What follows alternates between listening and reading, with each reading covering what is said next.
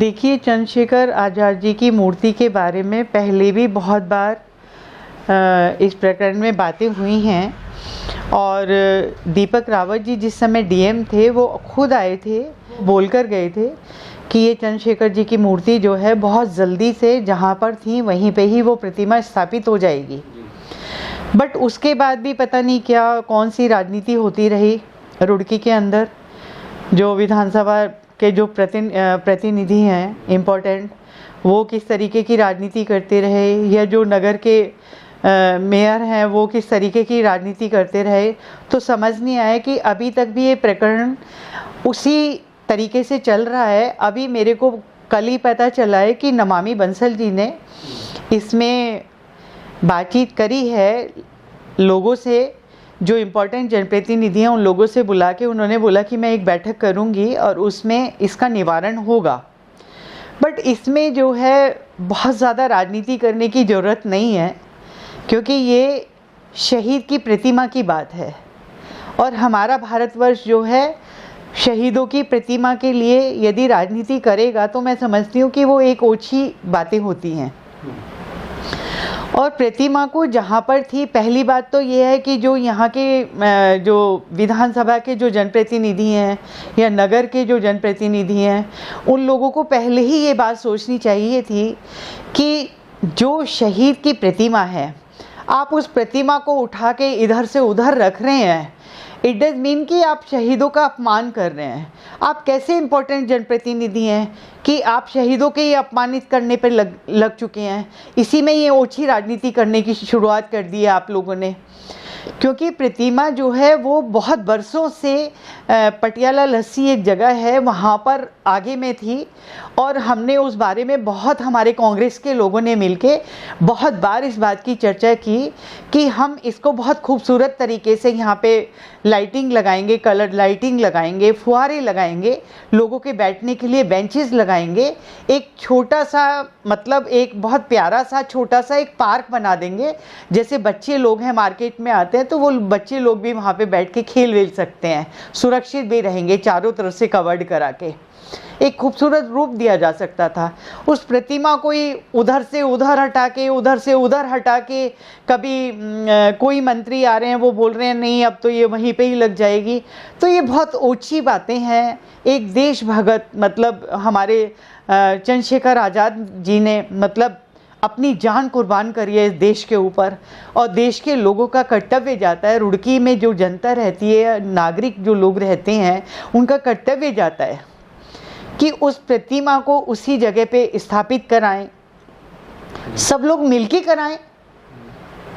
क्योंकि डीएम साहब तो आके बोल चुके थे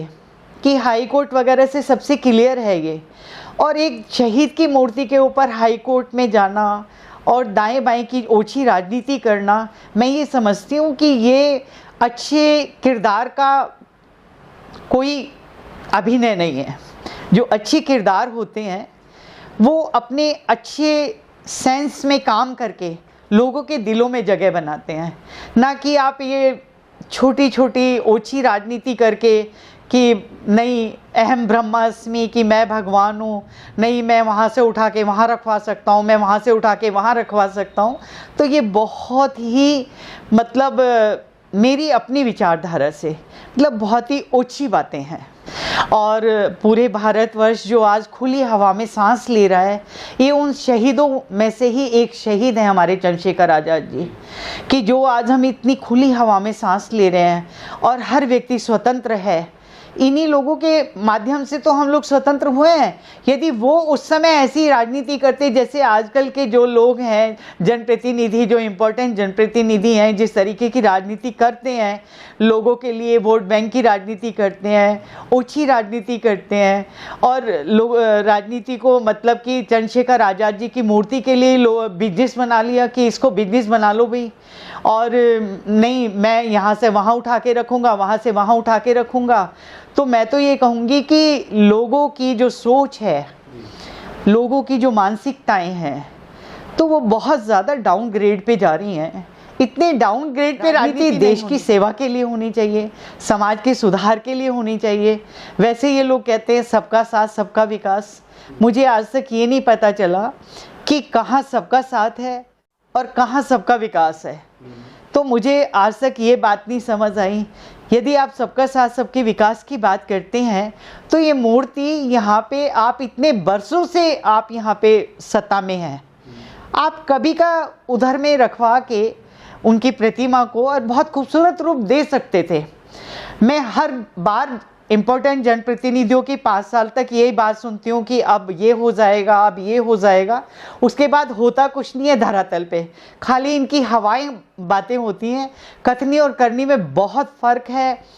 टू मच फ़र्क है। और यदि मान लो सपोज इनकी कथनी करनी में कहीं किसी क्षेत्र में फ़र्क भी नहीं है तो आप ये समझ लीजिए कि वो वोट की राजनीति है, खाली देश और समाज की सेवा की राजनीति नहीं है। वो गरीबों को कैसे योजनाओं से अवगत कराना है, कितने ही गरीब लोग हैं जिनको यही नहीं मालूम कि गरीबी रेखा में कौन सी योजनाएं चल रही हैं, उनको नॉलेज ही नहीं है बेचारों को। अब मुझे ये नहीं समझ आ रहा है कि जो इम्पोर्टेंट जनप्रतिनिधि हैं, नगर के हैं, विधानसभा के हैं, वो कहाँ सोए हुए हैं,